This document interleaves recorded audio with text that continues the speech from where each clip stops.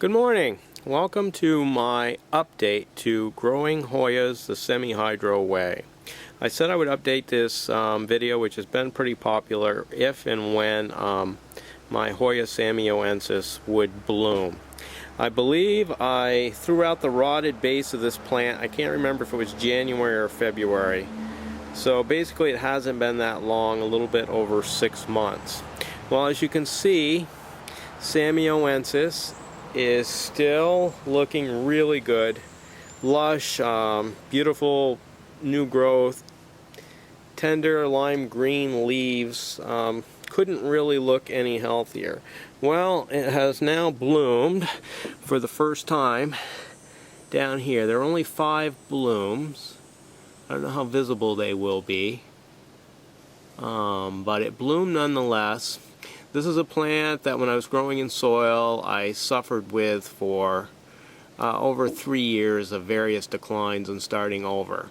It seems to like growing this way. I still won't say this is for every Hoya, but it definitely works well for some of these problem Hoyas. And I also have to say that the more I play around with this, the more I discover that it's almost impossible to overwater a Hoya in semi-hydro, but it is definitely possible to underwater it.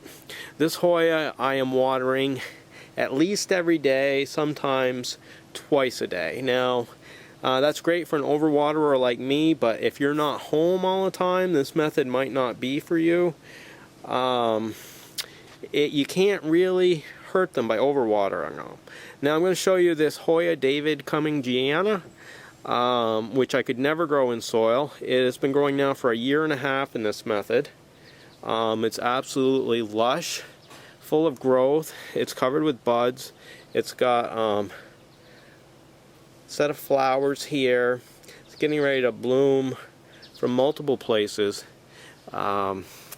It's just a very, very difficult Hoya to grow any other way, and I can't imagine after seeing this anyone would decide to still grow the plant in soil. So once again, there is my update.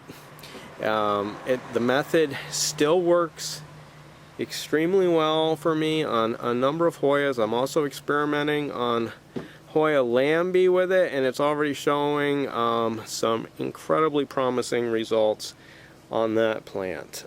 So once again, thanks for taking the time to watch this update of how to grow Hoyas semi-hydroponically.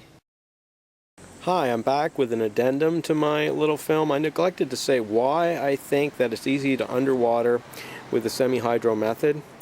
I used to think, and I was taught, that the hydroton would wick all the way to the surface of the media from the reservoir, and I don't believe it has the ability to really do that, because when you have a full reservoir, after a couple days, if you dig down a little ways, the upper couple inches can be pretty dry.